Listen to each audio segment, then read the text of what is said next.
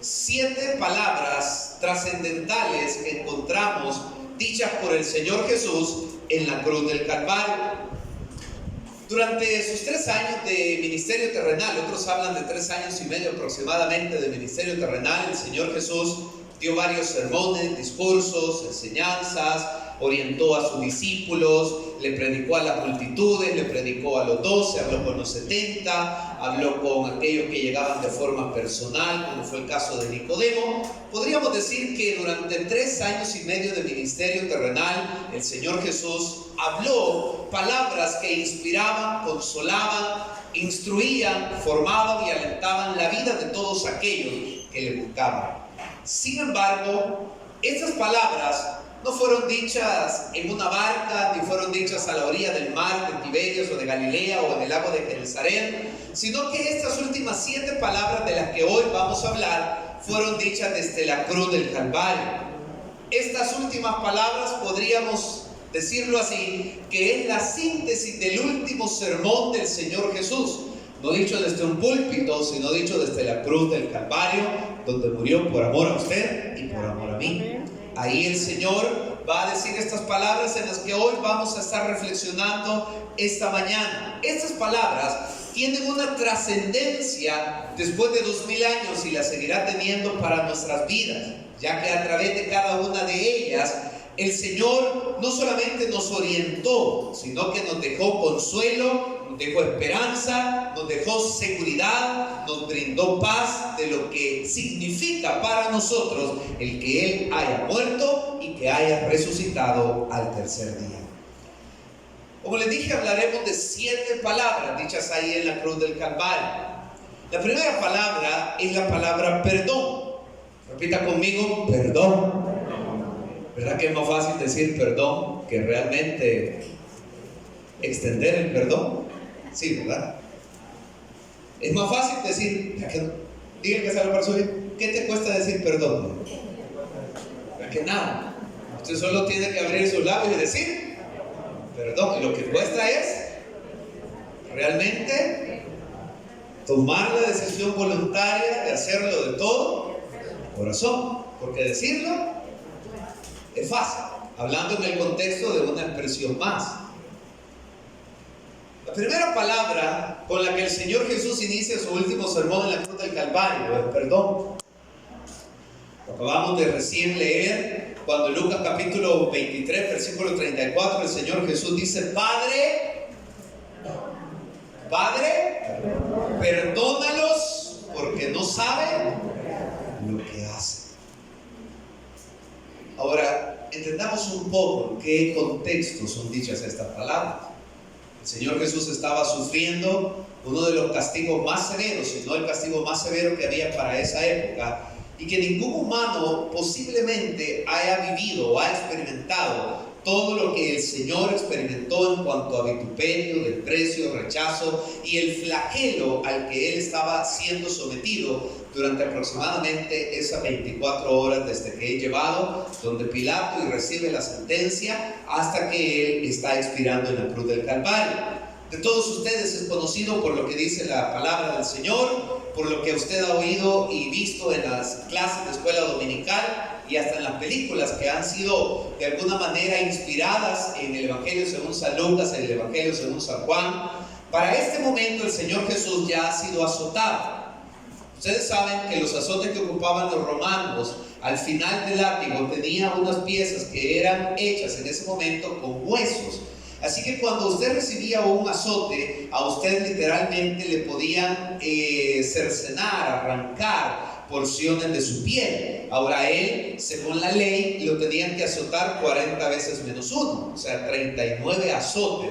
39 azotes que habían flagelado, o sea, estaba con su espalda abierta, ¿verdad? Vertiendo sangre. Obviamente no había medidas profilácticas. Yo no sé a cuántos de ustedes honestamente les duele cuando se hieren con el cuchillo. Vaya, entonces es como que usted se haya herido 39 veces con el cuchillo, pero no una heridita, ¿verdad? Le estoy hablando que un soldado que tiene fuerza agarra un látigo y le ha pegado en su espalda y lo ha dejado con un dolor indescriptible. Para este momento, El Señor no solamente ha sufrido esos azotes, sino que también está pasando el flagelo de tener una corona de espinas en su cabeza, de haber sido lastimado por los clavos y de poder haber sido escupido, rechazado, todos aquellos insultos que fueron dados, las ofensas en contra de él, sobre todo experimentar la injusticia, que esas palabras fueron dichas por muchos que posiblemente 48 horas antes le habían gritado: Hosana, Hosana, bendito el que viene en el nombre del Señor. Muchos de ellos eran los que luego le gritaban y de alguna forma le causaban el dolor emocional de rechazarlo y de ofenderlo. Aparte de eso, él estaba muriendo de la forma más cruel y también, por decirlo así, de la forma más deplorable, porque moría como un criminal. Ustedes saben que la pena de crucifixión dada por los romanos o instituida por los romanos era una afrenta pública, era el hecho de poder desacreditar a una persona. Morir crucificado era lo peor que se le podía dar a una persona, porque esa persona quedaba señalada y desprestigiada. A la par de quién está muriendo el Señor Jesús en ese momento, está muriendo a la par de dos malhechores, posiblemente de dos delincuentes que obviamente ante la sociedad lo que merecían era la muerte. En ese contexto, para que usted vaya conmigo, el Señor desde la cruz del Calvario inicia su último sermón diciendo: Padre, perdónalos porque no saben lo que hacen. Hay gente que cuando está a punto de expirar, no puedo establecer doctrina de esto porque no hay fundamento para sostenerlo, pero sí es un principio de vida. Hay muchas personas que antes de expirar no pueden morir por los rencores y la amargura que hay en su corazón. No sé si usted ha conocido casos así. Y aún estando ahí a punto de agonizar, no son capaces de perdonar, sino que se van con ese rencor y esa amargura de su alma contra algo. No voy a citar los casos para no ponerlos a pensar, y porque uno dice: ¿quién será? Pero muchas personas, a veces, y algunos conocidos de ustedes, mueren de esa manera. Otros, por el contrario, cuando mueren, todo lo contrario, llaman a personas porque quieren irse en paz. Y se dan aquellas pláticas que no sé si ustedes o algunas personas conocidas de ustedes la han tenido, en donde le dice: si algo te hice, te pido perdón; si te ofendí, te pido perdón. O sea, la persona busca irse en paz. Y la verdad que humanamente sería bien difícil no perdonar a alguien que está a punto de morir. Pero aquí, el que está perdonando no ha hecho nada. El que está perdonando ha sido vituperado. El que está perdonando está sufriendo.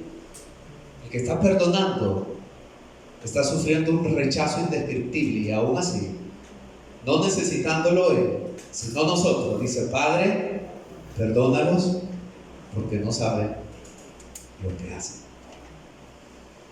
¿Sabe que muchas personas este día, mientras nosotros, al tener el conocimiento por la gracia de Dios de lo que significa haber nacido de nuevo, estamos acá, muchos ahorita posiblemente están en las aguas locas, pero no del mar, sino en aquellas otras aguas locas, ¿verdad?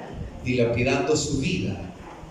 Y para muchos, como popularmente algunos dicen, lo que menos representa esta semana es la palabra santidad. Puede representar cualquier otra cosa menos santidad. Pero por ellos, aunque a nosotros humanamente a veces nos cuesta entender, por ellos y por usted fueron dichas estas palabras: Padre, perdónalos porque no saben lo que hacen. Muchas personas terminan sus días, como decía, odiando, con un corazón lleno de resentimiento y amargura. Sin embargo, Jesús nos da una lección tremenda, y era parte de lo que él quería enseñarle a los discípulos que después de haber huido estaban de forma lejos, agazapados, viendo a la distancia lo que pasaba a los pies del Calvario. Y esta lección es el principio que no debemos de irnos de este mundo sin haber perdonado. Hay personas que dicen que Dios te perdone, porque yo... Termine la frase. Muchas personas dicen que Dios te perdone, porque yo... La verdad que bien sabemos. Así, hay muchas personas que así dicen que te perdone Dios, porque yo no te puedo perdonar. Y obviamente, en la naturaleza humana puede ser válido por el dolor, por la afrenta, por la herida, por el sufrimiento, por todo lo que puede representar para una persona recibir daño de otra persona. Pero el Señor estaba enseñando a los discípulos, y 2000 años después esas palabras son vigentes para nosotros. Todos vayamos a este mundo, hermanos, sin haber pedido perdón y sin perdonar a otros también. La actitud de Dios hacia la humanidad es el poder extender el perdón. En la cruz del Calvario, esas palabras representaban el hecho de que los pecados por los cuales la humanidad entera debía de sufrir juicio, y juicio severo a causa de las consecuencias de vivir lejos de Dios, el Señor Jesús inicia su último sermón diciendo esta primera palabra: Señor, Padre, perdónalos porque no saben lo que hacen. Y aunque Él estaba siendo crucificado por sus pecados y por los míos, aún ahí Él nos muestra su amor inagotable y dice: Padre, perdónalos porque no saben lo que hacen. ¿Cuántos honestamente vivimos agradecidos por el perdón que Dios nos ha dado?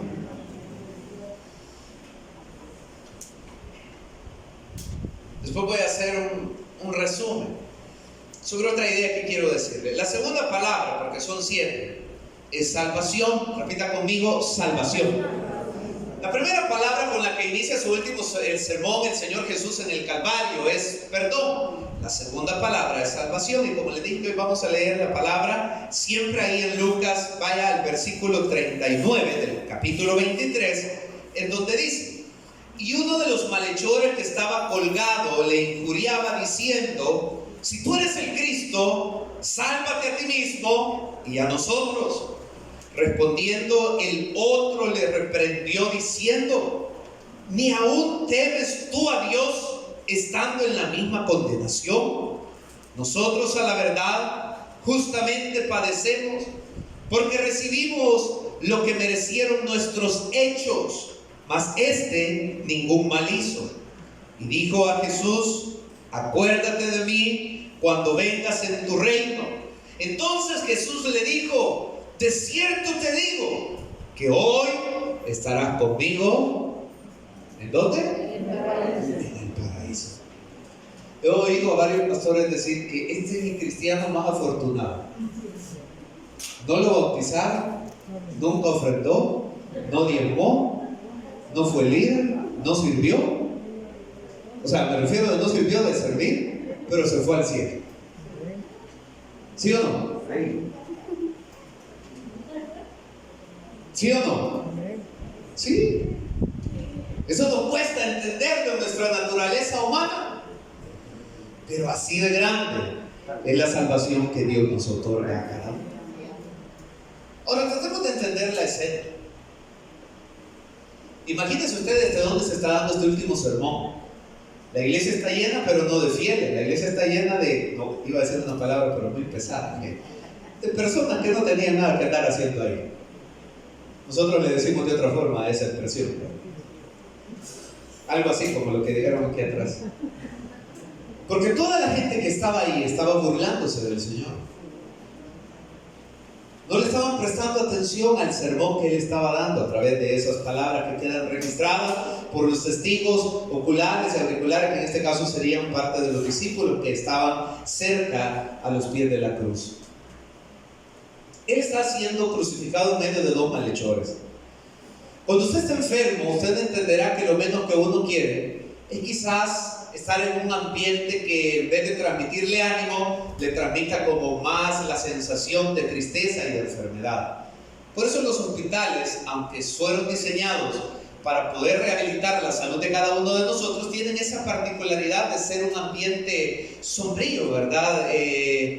Los hospitales no tienen el mejor ambiente, hablando en cuanto a su decoración y ambientación, para que usted se sienta bien. Por eso la gente añora tanto estar en casa. A la par del Señor están dos malhechores. La Biblia no nos dice qué habían hecho, lo único que sí nos dice que obviamente eran delincuentes. Mueren a la par del Señor, pero antes de que cada uno de ellos expire, hay uno que aún estando en esa condición, en vez de reconocer que lo que está viviendo es la consecuencia natural de los hechos que él ha cometido, le recrimina al Señor Jesús y aún le echa culpa y le dice: bueno, si verdaderamente tú eres el Salvador que dices ser, ¿por qué no nos salvas y te salvas a ti mismo? Ese es un cuestionamiento.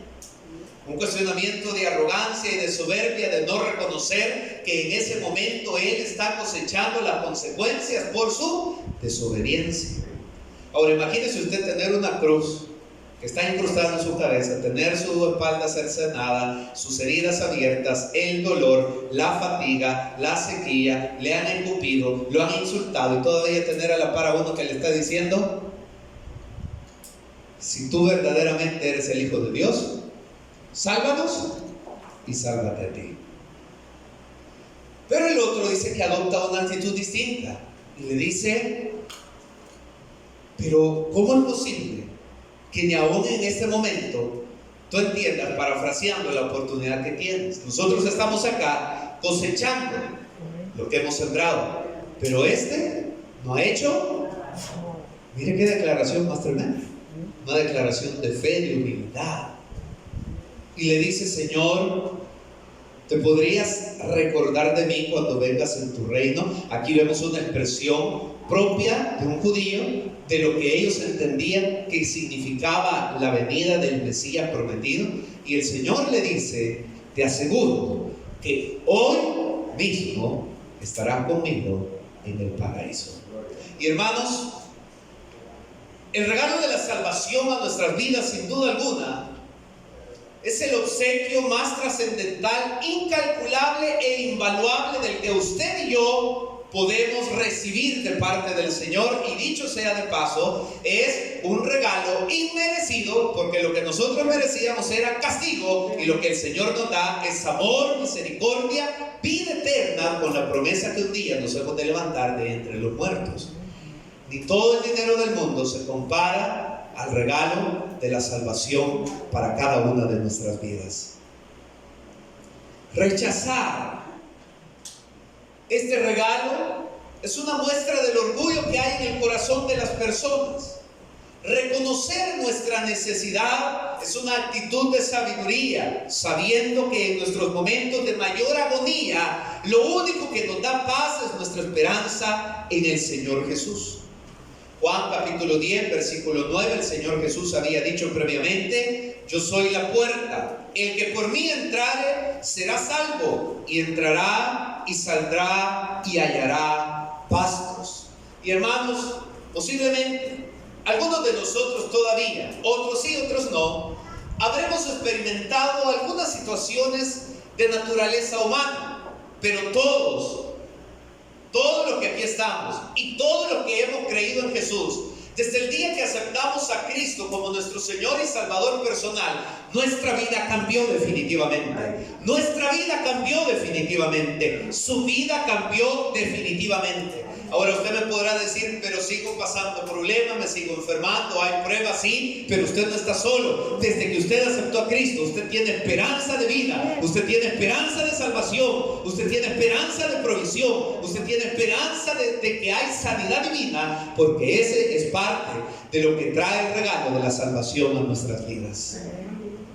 Todo cambió desde ese momento para nuestras vidas. Se dice popularmente que mientras uno vive, nunca es demasiado tarde para pedir perdón, hablando del arrepentimiento.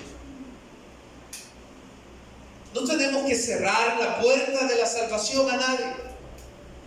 Esta semana, una noticia que causó consternación, posiblemente algunos se han dado cuenta, otros no, fue la muerte de un pastor de Misión Cristiana Elín. asesinado por sicarios que pertenecen a una mara aquí en Apopa. Asesinado porque muchos jóvenes se han convertido y se han salido de las maras y le habían amenazado que ya no lo querían más ahí predicando. Consterna porque no estamos hablando que muere sea una persona que se haya dedicado a cosas malsanas, todo lo contrario. Pero el Señor no le cierra la puerta de la salvación a nadie. Si el otro que le dijo esas injurias le pide misericordia, también él hubiera gozado del paraíso. Y digo esto, hermanos, porque somos humanos. Y en la medida de eso, nuestras emociones fluctúan bajo una serie de situaciones. Hablo las emociones en todo sentido. Las emociones que a veces nos causa indignación al ver actitudes no correctas en otros, apatía, rechazo, desidia, falta de compromiso. O sea, me refiero a todos aquellos elementos de los que nosotros podemos experimentar. Y a veces nos toca como Jonás no entender por qué el Señor, en vez de enviarles juicio, les quiere enviar ¿qué? Salvación y misericordia. Y mucho más nos cuesta entender que nos envía a nosotros muchas veces, ¿verdad? Como envió a Jonás a decirle que de aquí a 40 días Nínive sería destruido. Ese pecador, ese ladrón, es una muestra que todo pecador que se arrepiente puede entrar en el reino de Dios. Y mis amados hermanos, si usted todavía no lo había dimensionado de esa manera, imagínense usted el privilegio tan grande que usted y yo tenemos de ser parte del pueblo de Dios. Del privilegio tan grande que tenemos de gozar de una salvación que es nuestra esperanza, que es una salvación que no avergüenza, que lejos de todo eso nos mantiene de pie para hacerle frente a toda situación.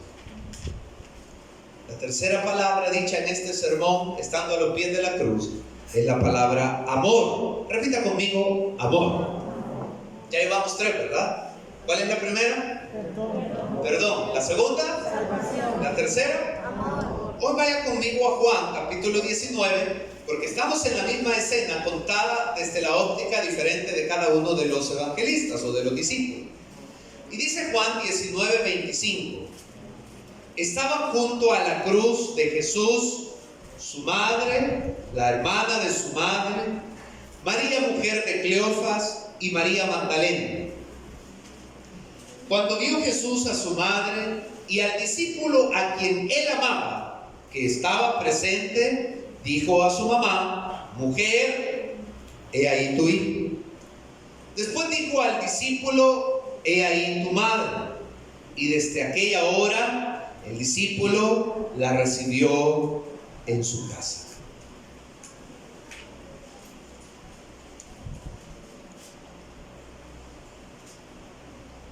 Me puedo imaginar, pero no al 100%,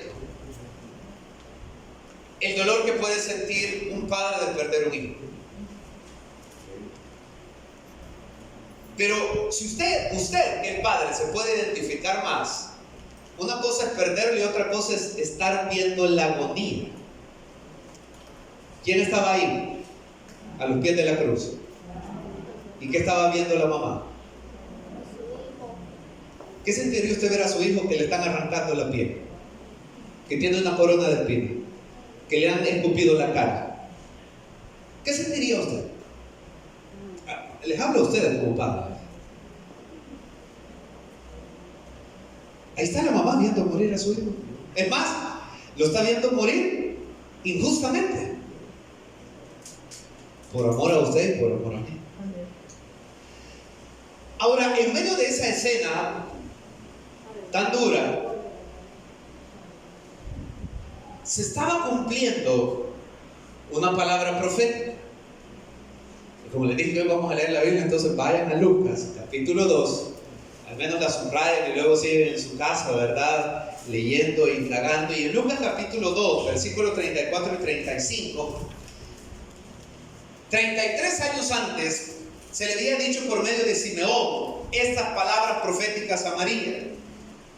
Los bendijo Simeón y dijo a su madre María: he aquí, hablando del niño, de Jesús, está puesto para caída y para levantamiento de muchos en Israel, y para señal que será contradicha, y una espada traspasará tu misma. ¿Cómo dice? Y una espada traspasará. ¿Qué cree que sentía María en ese momento al ver al Señor Jesús morir de esa manera? Para que sean revelados los pensamientos de muchos corazones. La espada del dolor, sin duda alguna, estaba atravesando su alma. Ahora, ¿por qué hablo de amor?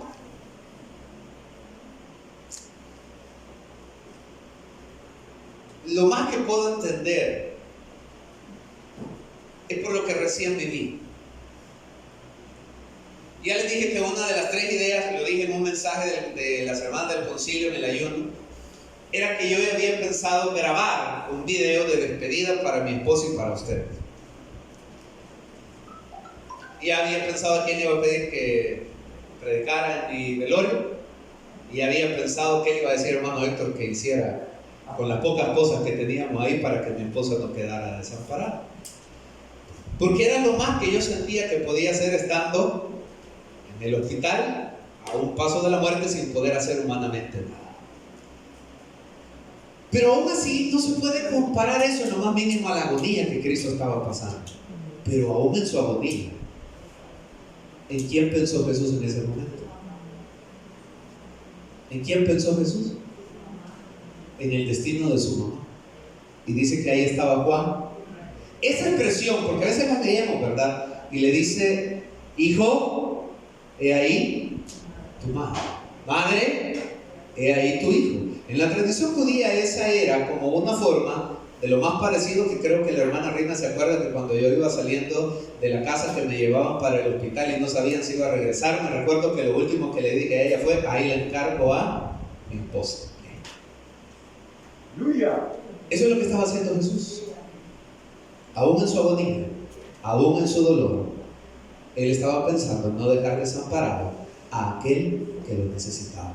¿Sabe qué hace Jesús en nuestro dolor? Nunca nos deja desamparados. Siempre nos muestra su amor hacia cada uno de nosotros. Es maravilloso ver cómo el Señor estaba cumpliendo su misión redentora, el plan eterno de redención, pero aún así tuvo el amor para no descuidarse de su madre terrenal como una enseñanza para nosotros. Y por eso le digo que este es el último sermón que Él está dando a sus discípulos, donde está dejando lecciones prácticas para ellos y para nosotros 2000 años después. La cuarta palabra, para avanzar en el tiempo, que se pronunció de este año fue angustia. Repita conmigo: angustia. Nunca he entendido por qué los padres usaban los almanaques para poner nombres tan raros antes, pero, aunque usted no lo crea, hay personas que así le ponían de nombre. Angustia. Doña Angustia. Niña Angustia. ¿Usted conoció a alguien que se llamaba Angustia? Yo conocí a 2 personas.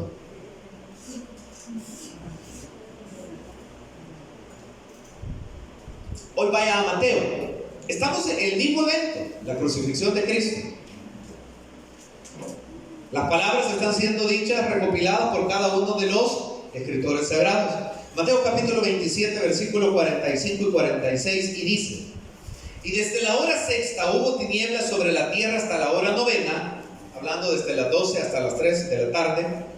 Y cerca de la hora novena, Jesús clamó a gran voz diciendo: Elí, Elí, lama sabactani. Esto es: Dios mío, ¿por qué me has desamparado? Para que usted tenga una mejor idea de lo que significa esta palabra, vaya a Salmo capítulo 22, que este es un pasaje paralelo, así se le llama.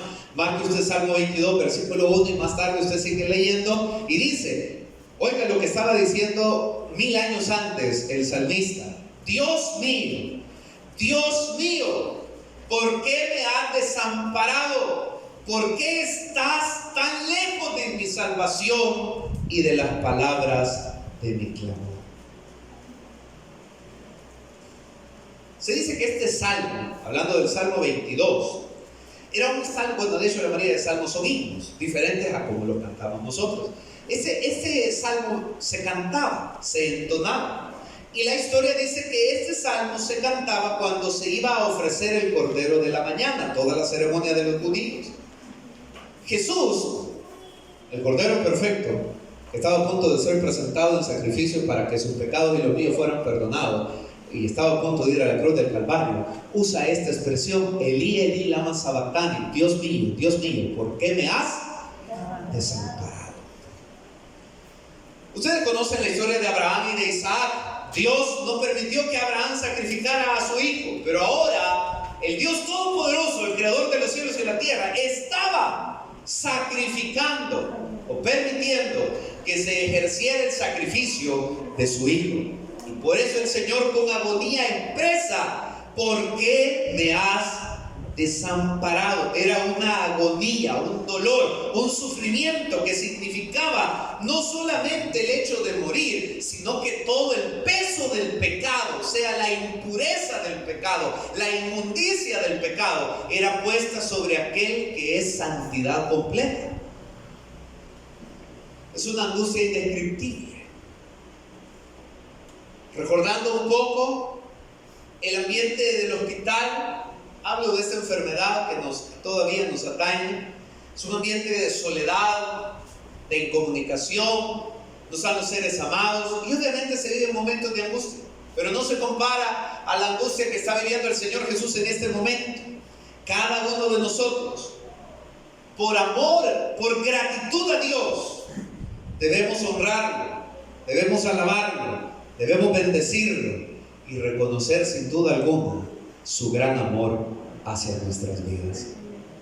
Porque en su más grande angustia, aún así, se mantuvo de pie por amor a usted y por amor a mí. La quinta palabra, en este contexto, estamos hablando Evangelio según San Lucas,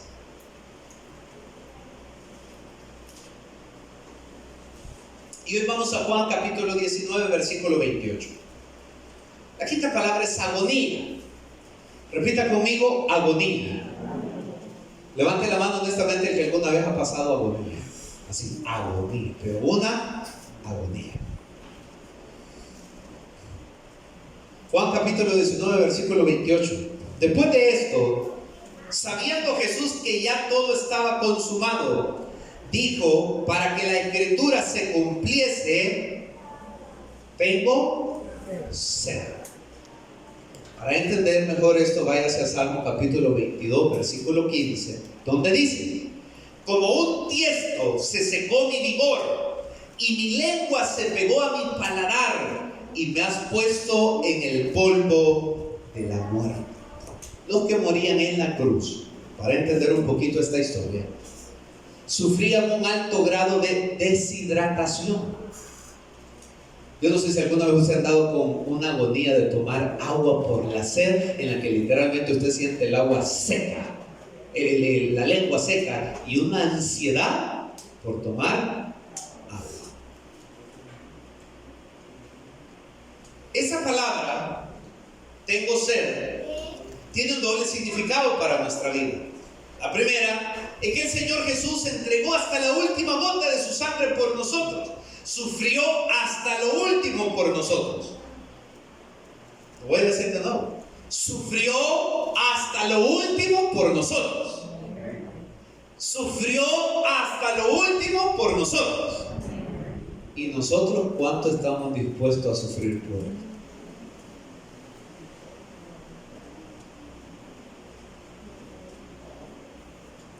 Ese es el otro lado de la moneda, ¿verdad? El Señor sufrió la agonía de la sed, pero a nosotros nos sació la sed del alma. Así como Moisés golpeó la roca en el desierto para que brotara agua, así Cristo, que es la roca sobre la que está sostenida nuestra vida, fue golpeado para que usted y yo tengamos agua de vida eterna. Por eso Jesús dijo en el último gran día de la fiesta: el que tenga sed, venga a mí y beba. ¿Cuántos hemos sido saciados de esa sed y hemos tomado del agua de vida eterna? Por aquel que, sufriendo la agonía más indescriptible, teniendo la lengua casi pelada, dijo: tengo sed. Este es el último mensaje de Jesús, su último sermón, dicho desde la cruz del Calvario. La sexta palabra es esperanza. Repitamos todos: esperanza. Hagamos un resumen. ¿Cuál fue la primera palabra dicha desde ese sermón? ¿La segunda? ¿La tercera? ¿La cuarta? ¿La quinta? ¿La sexta? Son buenos alumnos, ¿ya ven? Juan 19:30. Cuando Jesús hubo tomado el vinagre, dijo: consumado es. Y habiendo inclinado la cabeza, entregó el Espíritu. Hoy sí, prepárese bien con su lengua y trate de repetir conmigo esta palabra: tetelestai. Otra vez: tetelestai. Así le quería poner el nombre del mensaje. Tetelestai. Eso quiere decir consumado es. Tetelestai, como que usted esté diciendo: consumado es. Tetelestai, por un lado, se decía cuando un general obtenía la victoria en la batalla. Y entonces el general decía: tetelestai. Ahí Cristo parecía que estaba vituperado y derrotado, pero estaba ganando la batalla a favor de su vida y de la mía, porque ahí se rompían los grilletes de la muerte, del pecado y de la condenación. Cuando Él dice tetelestai, consumado es, Él está diciendo: estoy ganando. ¿Cuántos se sienten felices por eso, hermano?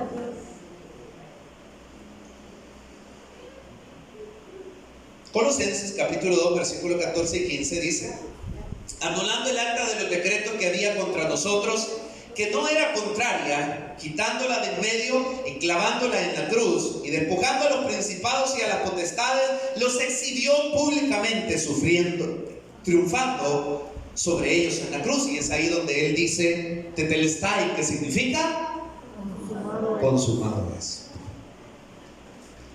La otra expresión donde se ocupaba tetelestai era en los intercambios comerciales. Tetelestai se ocupaba también cuando se iba a hacer una transacción. Es como que yo dijera aquí a Javi, no verde, Javi, y yo le dijera: ¿cuánto cuesta ese Roland? Y tú me dijeras 900. Y entonces yo te dijera: aquí están. Y entonces tú dijeras tetelestai, que quiere decir cancelado o pagado, como un contrato. Tetelestai.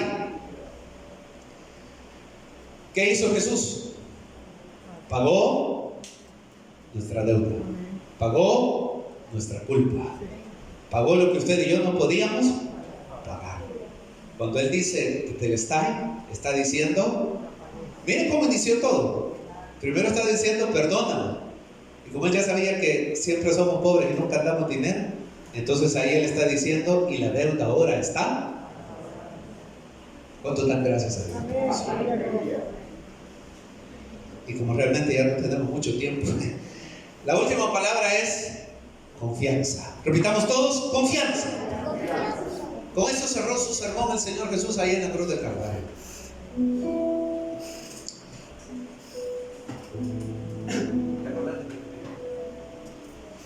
Voy a pedir hoy solo 2 diáconos van a pasar, porque hoy les van a servir las copitas que se sirvieron en enero, que ya viene todo selladito. Ya, si alguno no estaba en enero, les van a servir unas copitas que vienen selladas. Ahí viene el pan, ahí viene la copa. Usted solo desprende la viñeta, saca la porción de pan y luego desprende la otra viñeta y puede beber el sorbo que hay ahí de jugo. Ahí están, hermano, para este día está el hermano Mario y está ya el hermano Fernando. Así que les voy a pedir que vayan pasando acá y vayan sirviendo. En lo que yo termine el mensaje, vayan sirviendo de forma solemne. El próximo mes lo va a hacer el hermano Roberto y el hermano Romeo, porque hay, gracias a Dios, hay provisión para unos 2 o 3 meses para poder tener ahí estas copitas. Pueden pasar, hermanos, en esto, lo hacemos en la misma solemnidad. En lo que yo termino mi bosquejo, hablando de confianza. Sé que algunos han estado anotando. Entonces, Lucas 23:46, con esto cierro. Aquí hemos usado casi todos los evangelistas esta mañana, porque todos están relatando el mismo sermón, están oyendo el mismo sermón. Entonces Jesús, clamando a gran voz, dijo: Padre, en tus manos encomiendo mi espíritu. Y habiendo dicho esto, expiró. Miren qué tremendo. Primero dice Elí, Elí lama sabactani. En su naturaleza humana él se siente solo. Aunque le están sirviendo ahí la copita, presten atención a esto. Cuando él está en su agonía, dice Elí, Elí lama sabactani. Padre mío, ¿por qué me has? Porque siente la agonía del dolor, del sufrimiento, de la traición, de la soledad, de todo lo que usted quiere. Pero como Jesús era el experto por homilética, y en homilética aquellos que han estudiado se acuerdan que ningún mensaje debe de terminar dando una idea de derrota, sino todo lo contrario. Jesús dice: en tus manos. ¿Sabe por qué? Porque Jesús, como 100% hombre, estaba muriendo. La unión hipostática nos habla que él era 100% hombre y 100% Dios. Cuando él dice: en tus manos encomiendo mi espíritu, le está diciendo: Señor, termina esta agonía. Cuando cierre mis ojos, volveré a estar contigo.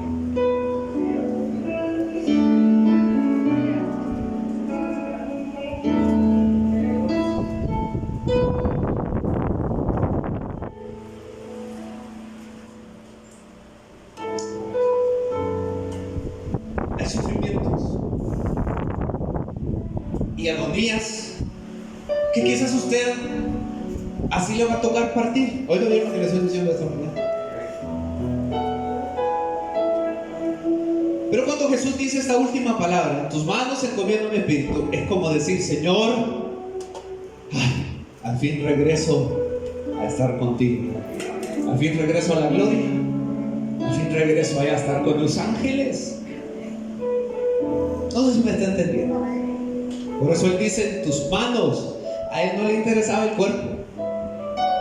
Hace 9 meses nos podían tirar en un hoyo que no es el que habíamos pagado, y nos podían echar en una bolsa que no era la caja que habíamos comprado. Es que no importa dónde nos puedan echar o cómo morimos, lo importante es a dónde vamos a pasar toda la eternidad. Así es. Y él dijo: Señor, se acaba.